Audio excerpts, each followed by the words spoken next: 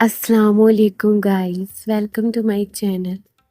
तो आज जानते हैं सब्र और शुक्र की हदों को छूने वाली और अल्लाह ताला की ज़ात पे यकीन रखने वाली लड़की की सबक आमोज़ कहानी।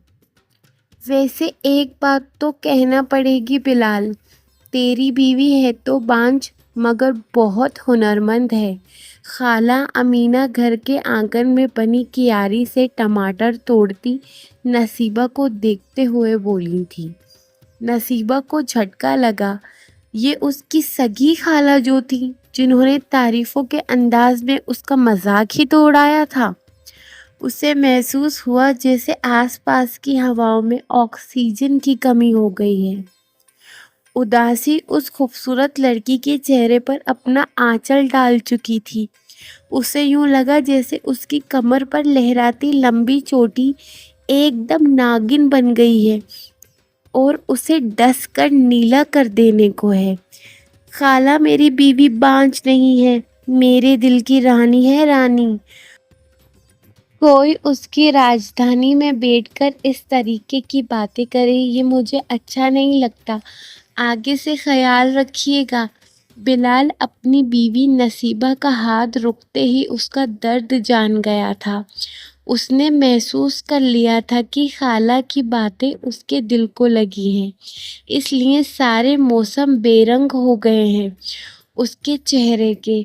इसलिए अपने एक मीठे जुमले के जादू से उसने उसके चेहरे पर रौनक बिखेरनी चाहिए। नसीबा बिलाल के ज़रा से जुमले से अंदर ही अंदर खुशी से नाच उठी थी।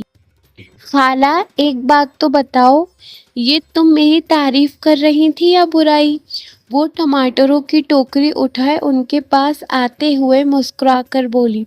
खाला आमिना ने नसीबा को जवाब देना ज़रूरी नहीं समझा और बिलाल की तरफ मुंह करते हुए कहा, है मैंने कोई गलत बात थोड़ी की है। अब देख तेरी शादी को 10 साल हो गए हैं, आंगन सूना है, चूहे का बच्चा तक नहीं, फिर ये बांझ हुई ना? खाला ये तुम बार बार बांझ किसे कह रही हो, मुझे या नसीबा को? बिलाल ने पास पड़े बांस के मोड़े को जोर से ठोकर मारी। अंदर आती भी रुकैया की टांगों पर जा लगा। हाय मैं मर गई, जालिम बिलाल तेरा कुछ ना बिगड़े। भी रुकैया वहीं टांग पकड़कर बैठ गई। शोर मचाना जारी था। ओ अम्मा, तुम्हें भी इसी वक्त आना था? बिलाल बौखला गया। बिलाल तेरा क्या मतलब है? क्या तूने अपनी माँ के आने जाने का टाइम टेबल बना रखा है? नाजो बिलाल की भाभी इरम के साथ अम्मी के पीछे आते हुए हैरत से बोली तो बिलाल और चिढ़ गया। तुमसे मतलब मेरी माँ और मेरा मामला है, तुम कौन होती हो पूछने वाली? अरे वाह बिलाल, तुम भूल गए हो तुम्हारी माँ मेरी सगी खाला है, मैं उन पर ये जुल्म होते नहीं देख सकती। नाजो हाथ नचाकर चटकी। आई बड़ी खाला की भांजी, अपने काम से काम रखो। वो अम्मा को उठाते हुए बोला। हाय बिलाल, इतना जालिम तू तो कभी ना था। ये ज़रूर नसीबा ने तुझे कुछ घोल कर पिला दिया है जो तू खाला के साथ ऐसा बर्ताव कर रहा है। नाजो तुझे नहीं पता, नसीबा तो मेरे नसीब का वो सितारा है जिसने मेरी ज़िंदगी में आकर सारे अंधेरे मिटा दिए हैं। इसे कुछ पिलाने की ज़रूरत नहीं, ये खुद ही अमृत है। वो बड़ी रवानी से बोल रहा था और नाजो अपना खुला मुंह बंद करना भूल गई। अब मुंह तो बंद कर लो नाजो, कहीं मक्खी अंदर ना चली जाए। नसीबा मुस्कुराकर बोली तो नाजो को और आग लग गई। देखा अम्मी और खाला, देख लो इन लैला मजनू को, किसी आए गई की भी कुछ तमीज नहीं है। उनके गुण गा रहा है जिसमें एक भी गुण नहीं है। अरे नाजो ये मजाक कर रहे हैं, बुरा ना मान। नसीबा जा इसके लिए चाय पानी का इंतज़ाम कर। रुकैया ने पहले नाजो को दिलासा दिया, फिर नसीबा से नाश्ता लाने को कहा। नसीबा सब पर निगाह डालती किचन में चली गई। रुकैया तूने बहुत छूट दे रखी है नसीबा को, ना आए गए का कोई ख्याल, ना बात करने की तमीज़, शक्ल भी कोई खास नहीं। अमीना बीबी ने दिल की भड़ास निकाली। आपा आप ऐसा तो ना कहो, नसीबा तो शहजादी है शहजादी। रुकैया बीबी मीठी नज़रों से किचन की तरफ देखते हुए बोली तो नाजो और अमीना बीबी के साथ साथ ईरम रुकैया की जो छोटी बहू थी भी जलकर कबाब हो गई। किचन में मिट्टी के चूल्हे में आग जलाती नसीबा मुस्कुरा दी। चाची पहले मुझे पराठा बना दो, बहुत भूख लगी है। ईरम का 5 साल का बेटा नोमान दरवाजे से झांक कर बोला, अरे मेरे मुन्ने शहजादे, मेरे शहजादे को अभी तक उसकी माँ ने नाश्ता भी नहीं कराया। नसीबा ने बड़े प्यार से कहा और आग जलाकर चाय का पानी रख दिया और फिर नोमान को गोद में लेकर प्यार करने लगी और गुदगुदाने लगी। हाय हाय नसीबा कमअक्ल, मेरे बच्चे को जलाएगी क्या? आग के सामने उसे गुदगुदा रही है। इरम चीख पुकार करके मुन्ने को खींचने लगी। वो अच्छी तरह जानती थी कि नसीबा उसके दोनों बच्चों को बहुत प्यार करती है, मगर इस वक्त उसके प्यार का सत्यानाश करने के लिए उसने हंगामा खड़ा कर दिया। जलन और हसद में उसे और कुछ नहीं सूझा। चल कमबख्त, कहाँ घुसा बैठा है? इरम ने बेटे को धप मारकर चलने को कहा। अम्मी मैं चाची के हाथ का पराठा खाऊंगा, मुझे बहुत भूख लगी है, तुम जाओ। मुन्ना नसीबा की गोद में घुसते हुए बोला तो वो खिसिया गई। चलो नाश्ता मैं बनाती हूँ, अभी अरसलान ने भी नहीं किया। वो नोमान को पुचकारने लगी। बस क्या करूँ, इतना काम होता है, देर हो गई। चलो कोई बात नहीं इरम, अरसलान को भी यहीं बुला लो, मैं पराठे बनाती हूँ, दोनों भाई साथ साथ नाश्ता कर लेंगे और तुम भी। नसीबा ने बिना बुरा माने दावत दी। हाय नसीबा, तुम कितनी अच्छी हो। इरम ने एकदम गेर बदला।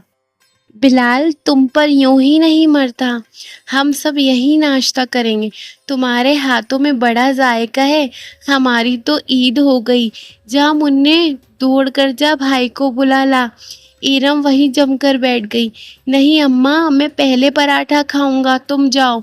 नोमान अड़ गया, वो भी इरम का ही बेटा था। लो खाओ। नसीबा ने पराठा उसके सामने रखा तो वो खुश हो गया। देसी घी के पराठे की महक बाहर आई तो सहन में बैठी बातें बनाती औरतों की भूख भी चमक उठी। अमीना खाला फौरन बोली, नाजो जा मेरी बेटी, ज़रा एक पराठा मेरे लिए भी ले आ, चाय बाद में पी लेंगे। जा उसकी मदद कर, बेचारी अकेली लगी हुई है। उन्होंने शहद टपकाया तो नाज़ो किचन की तरफ बढ़ गई। रुकैया तुम्हारे लिए दिल इतना बेचैन था कि हम बिना नाश्ता किए ही आ गए, अमीना बीबी ने बात बनाई। रुकैया सर हिलाकर रह गई, खूब जानती थी इस दिखावे की मोहब्बत को। नसीबा लाओ मैं तुम्हारा हाथ बटा देती हूँ, नाज़ो किचन में आकर बोली। अरे तुम यहाँ क्यों आ गई, धुआं लग जाएगा। जाओ धूप में बैठो, मैं पराठे और चाय बनाकर लाती हूँ। नसीबा तुम मक्खन वाले आलू के पराठे गजब के बनाती हो, जी चाहता है हाथ ही चूम लूँ।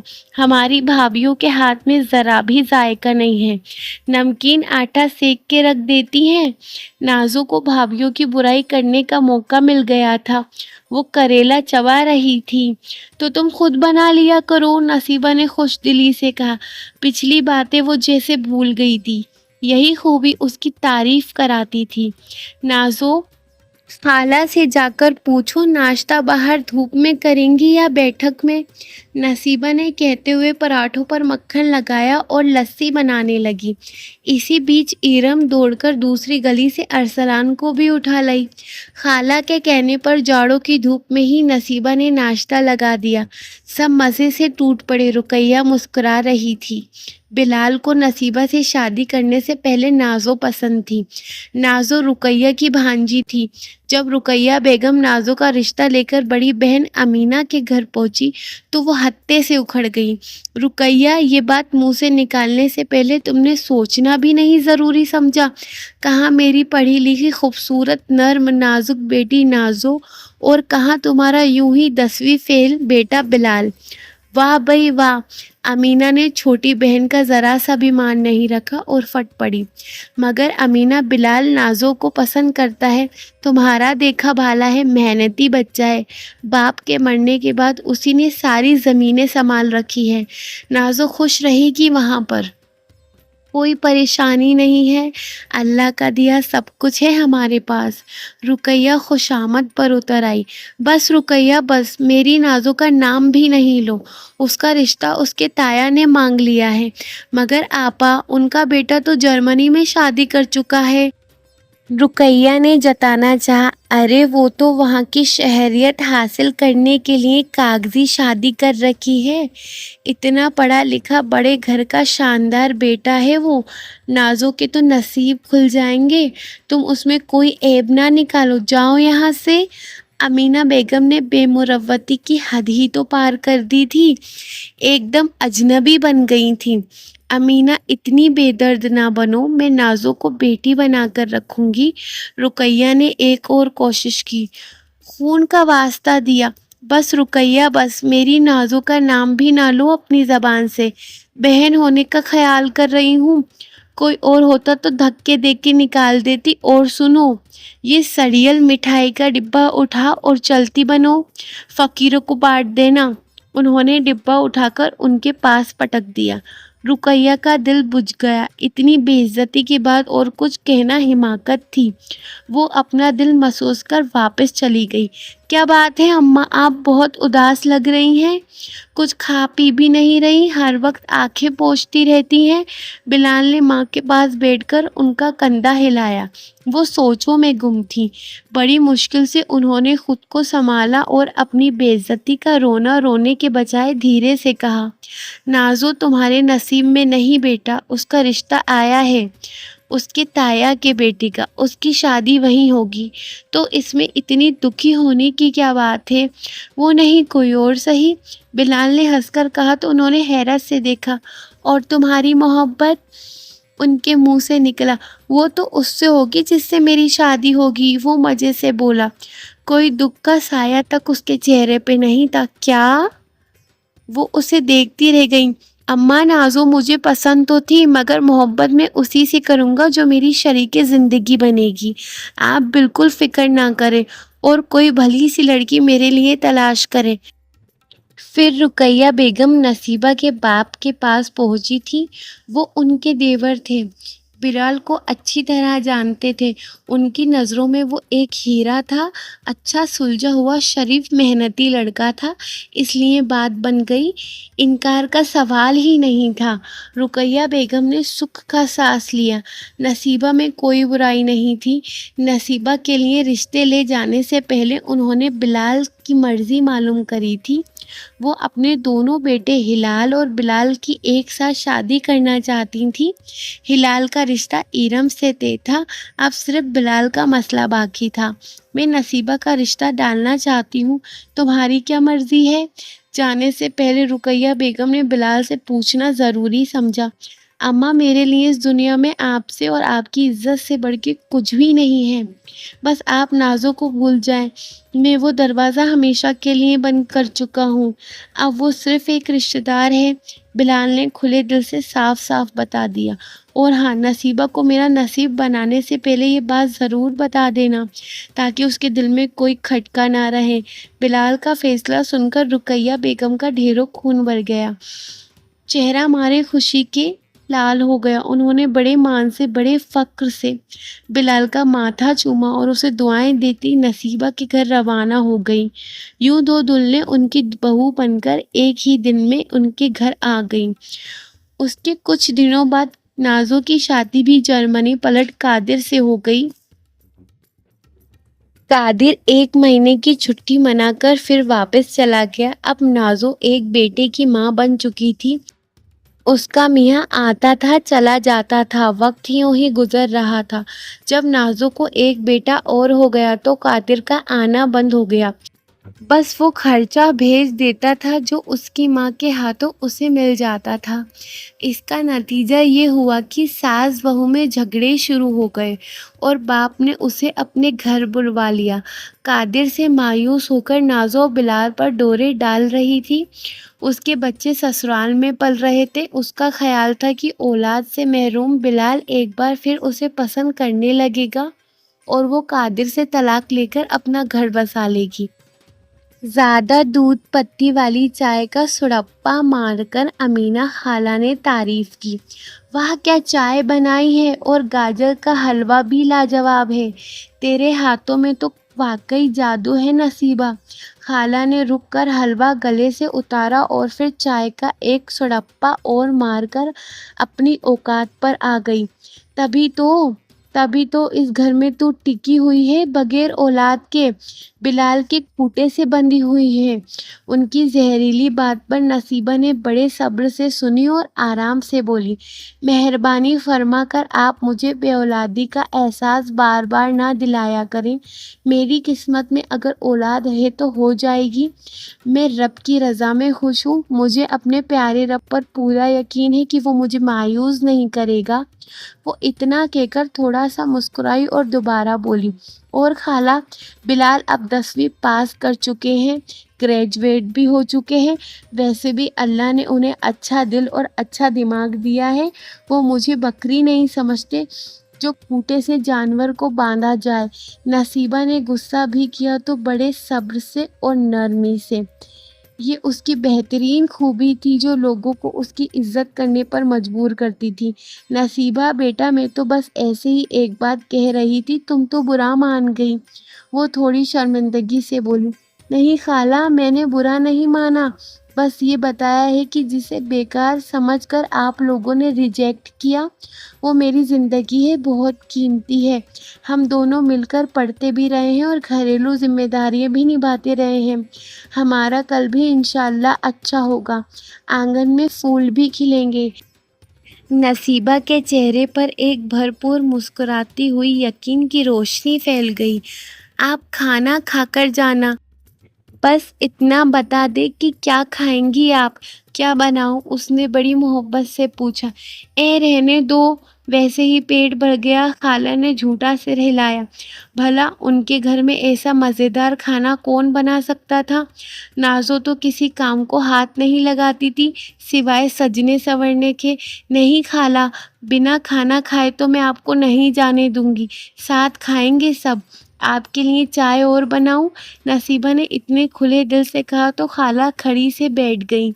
ادھر آتی ہوئی رقیہ بیگم یہ سن کر بہو پر صدقے واری ہو رہی تھی۔ ان کی خوشی دیکھنے لائق تھی۔ نصیبہ نے تو واقعی اس گھر کے نصیب ہی بدل دیے تھے۔ ان 10 سالوں میں اس نے نہ صرف خوبصورت گھر بنوا لیا تھا، کچھ بچت بھی کر لی تھی، بلکہ اس کے مشورے سے بلال نے اپنے کھیتوں کے پاس پڑی بیکار زمین پر نئی تکنیک سے تیار کر کے ایک نرسری بھی بنوا دی تھی جو خوب پھل پھول رہی تھی۔ نصیبہ کے کہنے پر بلال نے کھیتوں کے کنارے کنارے سبزیاں بھی اگوا دی تھی۔ نئے طریقے کے فصل بونے اور کاٹنے کے خوب فائدے ہونے لگے تھے۔ اس کی اپنی بھینسیں اور گائے کی تعداد بھی بڑھ گئی تھی۔ گھر میں دودھ دہی کی کوئی کمی نہیں تھی۔ اب ہر طرف خوشحالی ہی خوشحالی تھی۔ برادری کے لوگ نصیبہ کی تعریفیں کرتے نہیں تھکتے تھے۔ ارے روکو پپو کو، پورا ٹماٹر کا پودا اکھاڑ دیا، نصیبہ نے اتنی محنت سے یہ پودے لگائے ہیں، رقیہ بیگم چیخ کر اپنی دوسری بہو ایرم سے کہہ رہی تھی۔ ان کی چیخ سن کر نصیبہ گھبرا کر کچن سے باہر آئی تو پیر رپٹ گیا، وہ گری تو سر زمین سے ٹکرایا اور وہ بے ہوش ہو گئی۔ رقیہ بیگم ایرم کی مدد سے اسے رکشہ میں ڈال کر اسپتال لائیں۔ بلال کھیتوں پر تھا، اسے فون کر دیا گیا۔ اے میرے مالک، میری بچی کی مدد کرنا، اسے زیادہ چوٹ نہیں آئے، اے مالک رحم رحم۔